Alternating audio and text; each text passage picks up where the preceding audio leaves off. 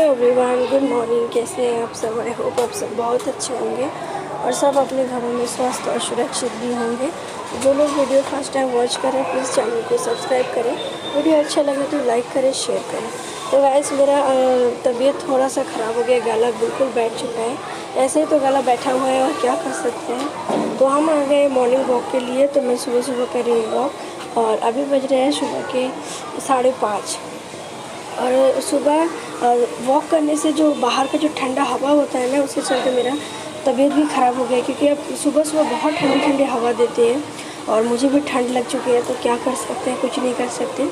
आज गरम पानी लिए, रात को भी गर्म पानी पी के सोए थे। तो ये देखिए मेरा वॉक हो चुका है और मैं जा रही हूँ बाज़ार की ओर। थोड़ी सी सब्ज़ी भी ले लूँगी वॉक करते हुए। तो ये गली है जहाँ से हम लोग निकलते हैं। तो चलो मार्केट से कुछ सब्ज़ी वगैरह ले लेते हैं, फिर आप लोगों को दिखाती हूँ क्या लिया। तो ये देखिए मैं आ गई हूँ सब्ज़ी लेने के लिए यहाँ पर। तो मुझे लौकी खाने का बहुत ज़्यादा मन था, तो मम्मी जी को फ़ोन किया तो बोले लौकी मत खा, क्योंकि तेरे को ठंडा लग चुका है और ठंडे में लौकी खाएगी तो और ठंडा लग जाएगा। तो इसीलिए मैंने सोचा कि छोड़ देते हैं। अगर बड़े बुजुर्ग कुछ बात बोलते हैं तो सुन लेना चाहिए, नहीं तो फिर और भी ख़राब हो सकता है। तो यहाँ से मैं भिंडी ले लिया, टमाटो लिए हैं और बैगन भी ले लिया। तो गैस मैं सीधा आ चुकी हूँ घर पे और अभी बज रहा है सुबह के 8:30। तो घर पर आने के बाद मैं चढ़ा दी है चावल चढ़ाना बहुत इम्पोर्टेंट होता है, क्योंकि हम लोग ना सुबह 10 बजे, हमारे यहाँ पर 10 बजे ही चावल खाएंगे, इसीलिए। तो मैंने अभी ले रहा है फ्लैक्सी ड्रिंक, क्योंकि आने के टाइम मुझे टाइम नहीं मिला। तो आने पर सबसे पहले किचन में गई, तो इसीलिए मैंने सोचा कि आगे किचन का काम कर ले तो फिर लूँगी। तो गाइस यहाँ पर मैं पानी भर रही हूँ और ये हमारा मोटर से हम लोग पानी भरते हैं। कुआँ का पानी है। कुआँ मतलब क्या बोलते हैं उसको, मुझे नहीं पता, बंगाली में हम लोग कुआँ बोलते हैं। तो वहाँ पर मोटर लगा हुआ है और ये भिंडी मैंने लेके आया बाज़ार से। तो भिंडी को तो काट के धो नहीं सकते ना, तो हम लोग ऐसे ही भिंडी धोते हैं, मुझे नहीं पता बाकी का कैसे। तो मेरी मम्मी बोलते हैं कि भिंडी को अगर काट के धो दोगे तो वो तो बेकार हो जाएगा।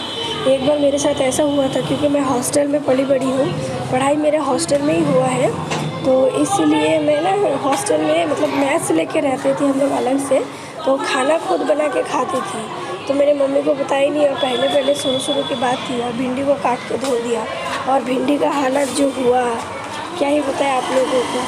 तो चलो इसको धो लिए, अच्छे से वॉश करके कट कर लेंगे और फिर हम चढ़ा देंगे।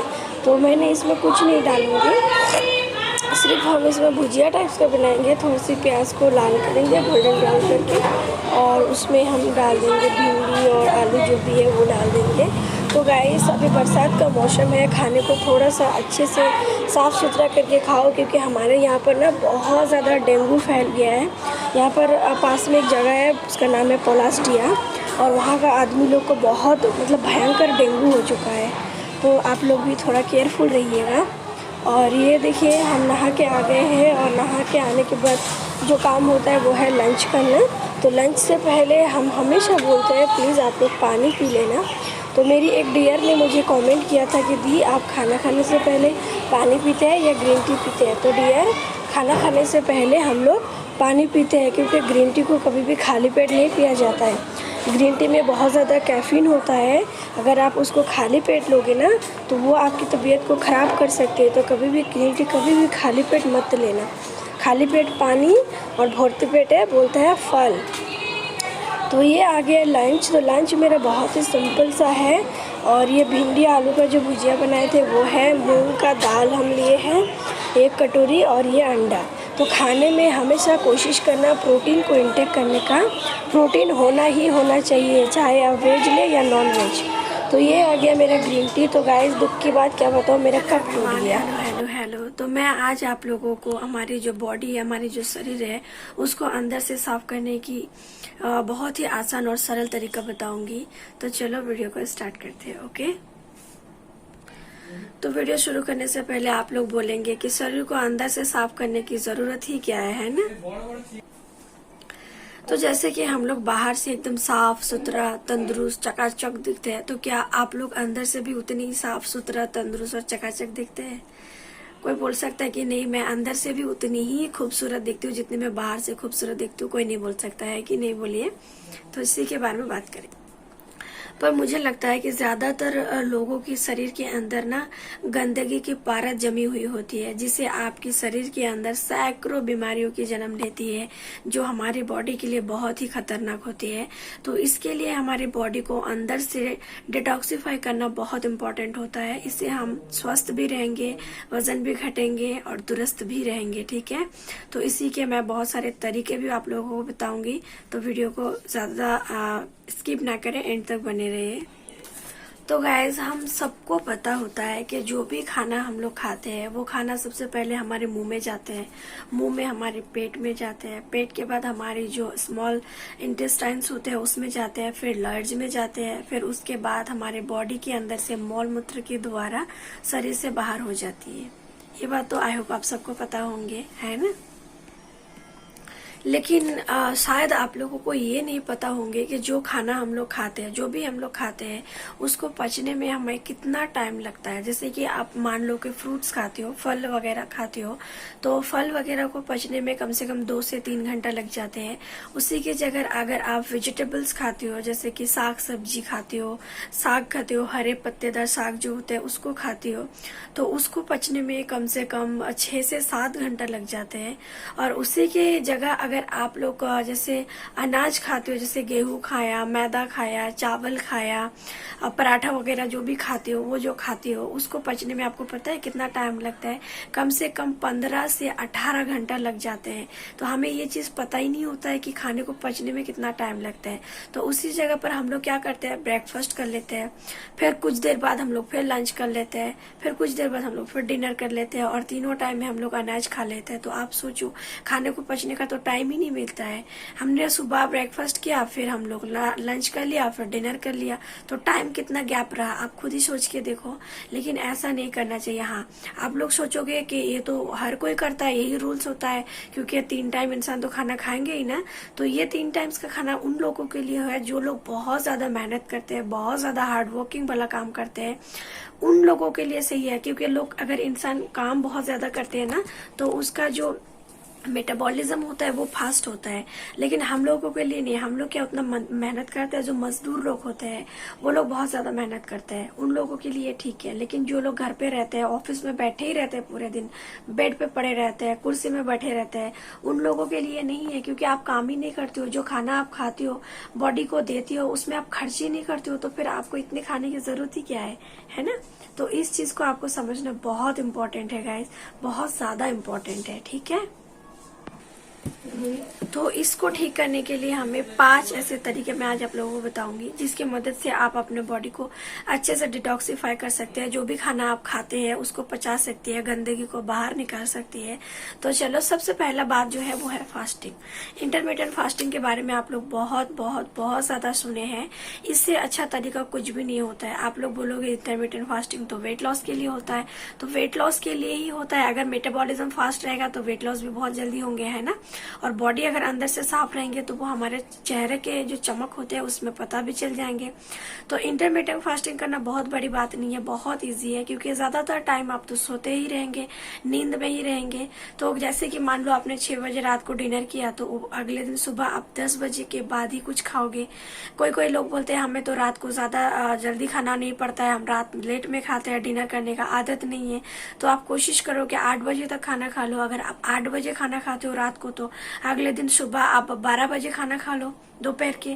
तो इस तरह से अगर आप करते हो, क्योंकि इंटरमिटेंट फास्टिंग करना बहुत इजी चीज होता है, बहुत इजी चीज।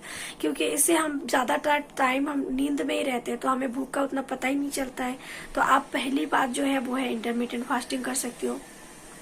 अगर दूसरी बात की मैं बात करूंगी तो वो है 32 बार फॉर्मूला। तो फिर आप बोलोगे दी आप तो 32 बार फॉर्मूला हमेशा बोलती हो वेट लॉस के लिए। तो 32 बार जो है ना, अगर आप इंटरमिटेंट फास्टिंग के साथ 32 बार के करते हैं, तो इसमें आपका जो बॉडी डिटॉक्सिफाई होता है वो और तेज हो जाती है।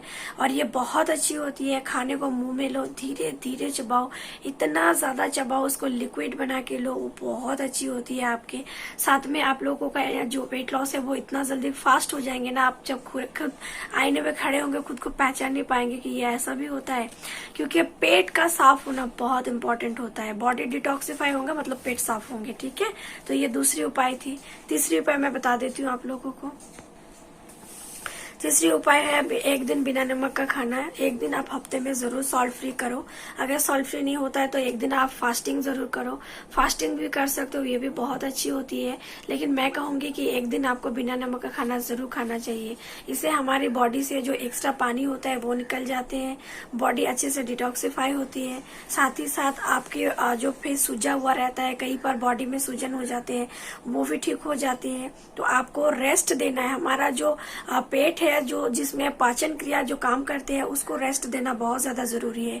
कई बार ऐसा होता है, कहीं हमें घाव चोट लग जाता है तो हम उसको अगर छोड़ देंगे ना तो वो अपने आप ठीक हो जाते हैं, क्योंकि उसमें रेस्ट मिल जाता है। तो आपको ये करना बहुत ज्यादा जरूरी है, ठीक है। तो इस चीज को आप जरूर करें, ये बहुत इम्पोर्टेंट होते हैं।